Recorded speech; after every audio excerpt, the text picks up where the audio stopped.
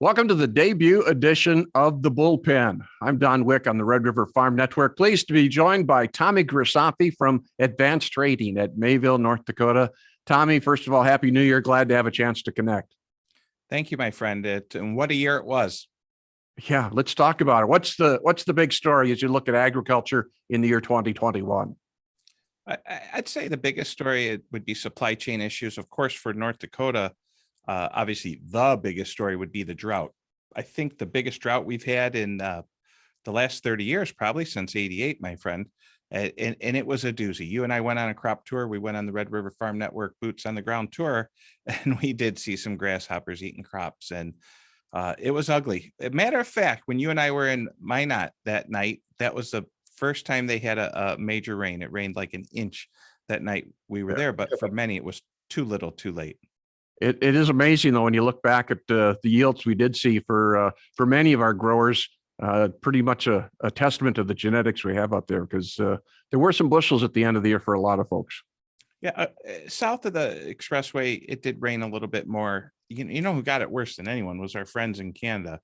And Canada absolutely decimated with drought. From what I understand, the Canadian growing area is about 3 times bigger than the whole state of North Dakota. And that's a large area. So when you look down at the price of, as we come into the year end, of canola, spring wheat, crops that we don't typically talk about, flax, oats, just unbelievable price action, sunflowers, just a bid to all the crops that we're blessed to grow here in the Northern Plains, your pulse crops, your edibles, anything is bid right now.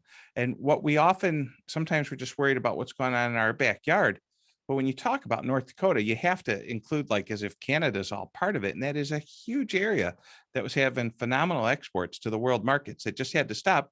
And then when you look back on one of the other biggest stories in North Dakota, has to be how much corn drives right by the local elevator where I'm at, Mayville, North Dakota, honks the horn and heads up a couple hundred, maybe even 300 miles up north into Saskatchewan. So major imports of grain from North Dakota to Canada.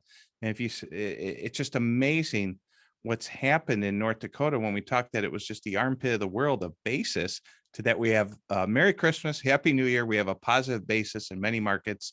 And of course, we have a hot futures market too. So there's just no shortage of opportunities when you look at the end of 2021. And when you look at 2022, I just got a big smile on my face. And I'm proud and happy to work with those growers and grateful for the opportunity. If these guys and gals can grow a crop in 2022, it could be one of their best years ever. We're going to get into a lot of that. Just look at where we are, wrapping up one year, going into another, and we're looking at $6 plus corn, $13 plus soybeans. We're not that dreadfully far away from $14 soybeans. It's pretty amazing to step back and take a look at the price situation we're in. Those aren't fake news quotes. Those aren't pie in the sky type of things. That is real. That's where we're starting or ending this year. Where could we go next year? Wow, Don, if South America didn't finish up well, we could go a lot higher. If South America caught some beneficial rains, things could change quick. One thing I'm pretty confident that'll happen in 2022, not only in North Dakota, but all over America, is every plantable acre that hasn't become a dollar store or a subdivision is going to be planted. And the American farmer is hungry. They want to make some money. It's been a while. They made some good money the last few years, but they know good times don't last forever. And when you have profitable levels coming into what will be the February crop insurance level, we have some risk here at the end of December, the whole month of January, and we're going to discover crop insurance levels here in February. We're going into prices that almost guarantee a profit for 2022. But you know what that tailwind is those input costs, and that's big business. Yeah, those crop insurance levels are certainly something we pay attention to for corn, soybeans, and wheat, but they certainly, you touched earlier on some of those specialty crops that we raise in this region, they've got a story to tell as well when we look at what's that backstop is on crop insurance. Oh, absolutely. And when you look at the specialty crops, people, whoever catches this video from the I-States, if you've never got a chance, take a drive and go look at a flax field blooming next to a canola field. You'll think you died and went to heaven. And we're going to see a lot of that. We're going to see a lot of yellow against that blues or that purple haze of that field. You see those beautiful sunflowers. Some are used for oil, some are spitters. You talk about canola crushing plants, that aviation fuel, a little aviation fuel is going to be made out of biodiesel and possibly canola oil. I mean, you guys over at the Red River Farm Network, you guys and gals are breaking stories faster than I could read them. Talk of, now these are just talk. They haven't happened. No clients have, we haven't crushed a bushel of beans yet in Castleton. We haven't, we didn't deliver any corn up to the Grand Forks area for that possible new mill.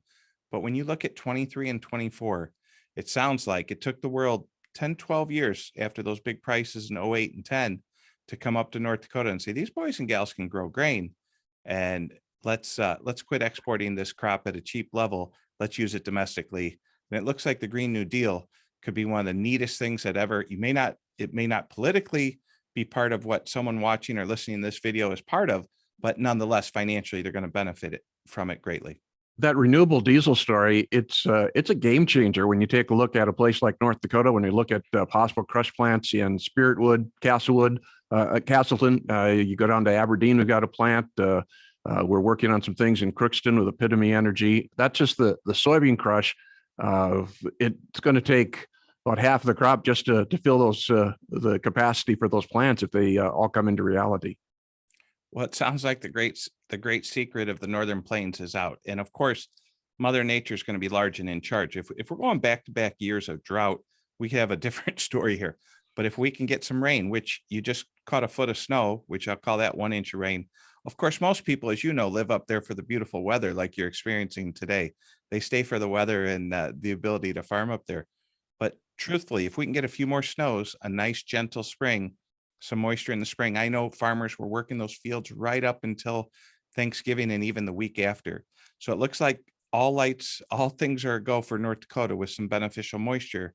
Talked to a farmer up in the Maddock area yesterday, and he said the moisture wise, he's sitting the best he has in years. So things can go from hero to zero quick, or they can turn that frown upside down and start smiling. Looks like that's what we have going on in the Great Northern Plains.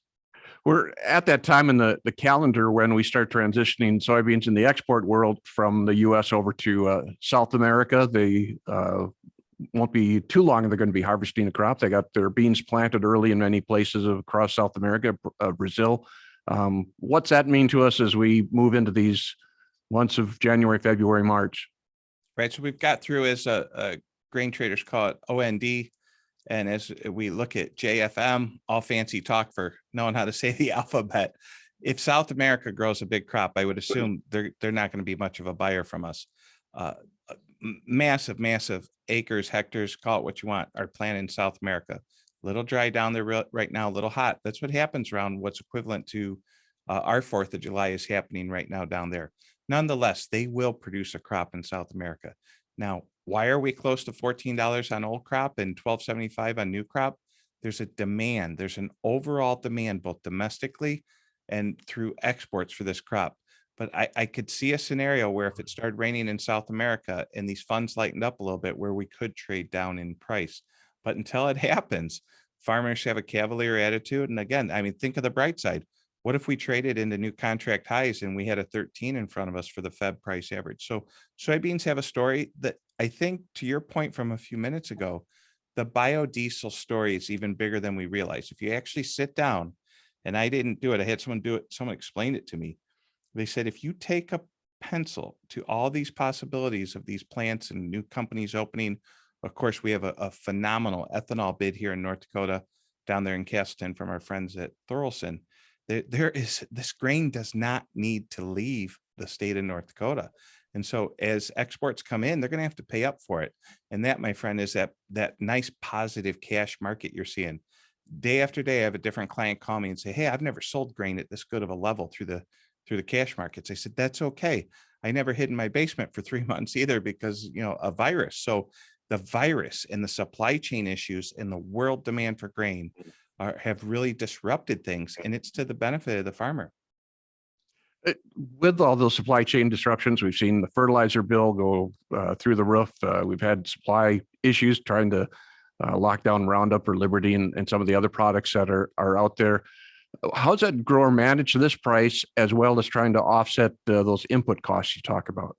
Well, great question. Now, there's several different types of growers out there. There's growers who were paying what they thought were high prices in fertilizer and kept paying high prices, which now look like they have the bargain of the century. And then I have growers who did absolutely nothing, and now they're going to have to wait till spring. So the whole fertilizer high input question is going to very much determine crop rotation and Mother Nature. When you play, what will fertilizer be in the spring, and what's the crop rotation look like based on weather?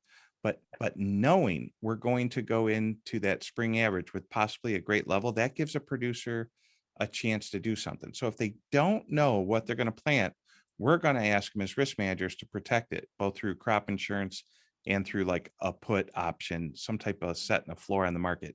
If they're dead set that, hey, not only did I prepay for fertilizer, I have it down, we spread the fertilizer, we work the ground, we're doing 2,000 acres of corn and 2,000 acres of beans, we're going to start pretty aggressively, if we haven't already, selling some HTAs and actual cash sales to the elevator.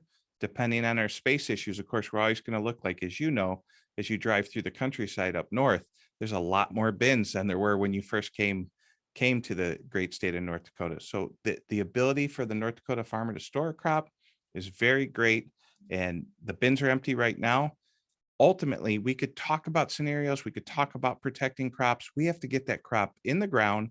It needs to rain and we need it to grow, and do all that while we're dealing at record high prices in fertilizer. That, my friends, what's going to create and keep volatility in the markets an opportunity for the next few years. We've got a crop report coming out on the 12th. I'll get a better look at what's going on as far as this supply situation. How big a deal is this January report? This year, it's going to be real big.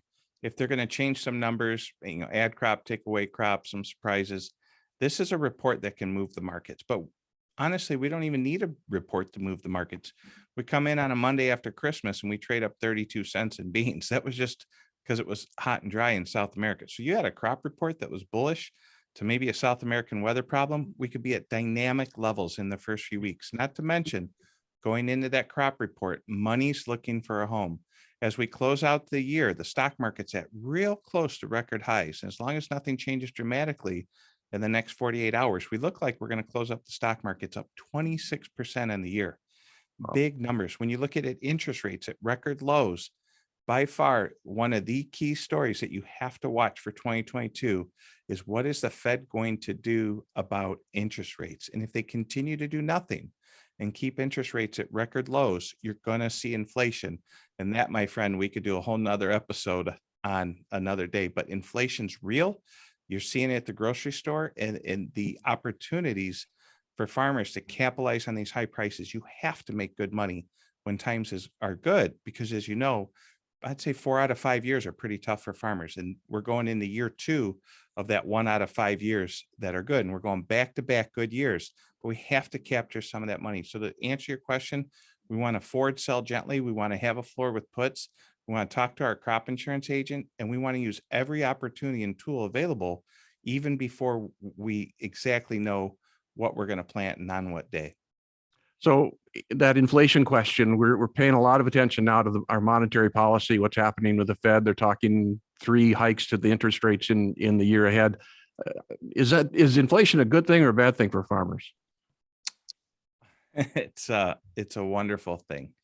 It's a wonderful thing. If you are a farmer who owns ground, I'm sure we're going to get some hate mail by me saying that. I'll take it. I have an email address and a phone number. If we're going to inflate, and when we inflate, every acre up in North Dakota is owned by someone. Those acres are dramatically increasing in price. And yes, your cost production is going up, but also the crop you're growing is going up. And what's so different about this versus the 80s? So here we come into 2022 versus the 80s. We're talking 40 years ago. Is that in the 80s, interest rates started at 7% and they went up to 18, 20%. On 2022, the Fed funds rate's at zero. And we're talking about going up a half, and going up to 1.5. If you borrow money, if the Fed funds rate's at 1.5, you're still getting operating at 4.5%, 5%. This is nothing like the 80s. Never in the history of the world have we had an experiment like this, where we had this many people alive, a COVID type of environment, trying to keep people healthy and safe, and yet still have to do our jobs and live our life. There's an amazing amount of money out there. As we finish up the year, the Dow's at 36,000, grains are at a high price, interest rates are at a record low. So my answer to your question would be, don't watch what the Fed says, watch what the Fed does. And until they actually start raising interest rates, and you can see that through the yield on the 10-year note, which as we speak today is at about 1.4, we have so much further to go. This is nothing like the 80s. And to answer your question, this is a wonderful thing for anybody who owns anything, land, homes, equipment. It's all has went up. Pickup trucks, usually those items we're talking about, Don, equipment, tractors, those are depreciating assets on a banker's balance sheet. But if you look at Machinery Pete or any other website, they're hitting all-time highs. And so is your land prices, and your crop prices aren't too far behind that. Now, the follow-up question would be, who pays for all that? The middle class. The lower middle class and the middle class are having the largest tax ever in the history of the world. And grandma, who comes to the bank where I sit at and puts money in there, who gets a 0.5% interest when every other asset in the world's going up 25%, her $100,000 CD in real buying power is only worth $80,000 after 2021. And from what I can see, it's going to do the same thing possibly in 2022. I can't predict the stock market, but we already know there's built-in inflation and built-in supply chain issues, and interest rates at 0%, money's looking for a home. And it looks like commodities and land are a great beneficiary of that. That land market's just chaotic, I think is the best way to describe it right now. It's pretty crazy as it's been that way much of this year, but this fourth quarter has just seemed like it's really amplified. I always like turning a calendar to a new year and look to those resolutions. I'm curious, are there some things, Tommy, you're looking at, or some optimism that you're seeing for a state like North Dakota or the Northern Plains?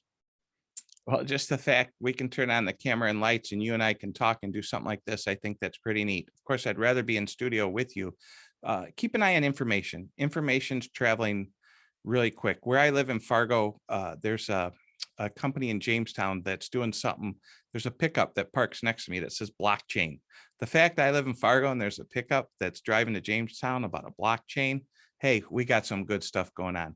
Fargo has a heck of a bid to tech. You look at all the people involved in technology in downtown Fargo, some really brilliant minds. So you take that brilliant minds from the tech industry and the universities that we have there, and you take those fertile soils and a little good luck. It's a wonderful place to live and raise a family. And for that, I'm looking forward to moving up there full time here in a year. So I'm bullish. I'm bullish North Dakota. Heck, I even started a podcast called Ag Bull. I'm bullish agriculture, Don. Well, I'm looking forward to seeing that podcast as we move forward here. That'll be coming our way here in 2022. Tommy, as always, we appreciate the chance to sit down and visit. We're going to do this here on a month-to-month basis and give folks a kind of look back at what's happening in the markets and things to keep our eye on as we move forward. So thank you, Tommy, and appreciate thank you, my friend. Again, that's the bullpen. We'll be back in a month with our next edition. Tommy Grisafi with us from Advanced Trading at Mayville, North Dakota. I'm Don Wick here on the Red River Farm Network.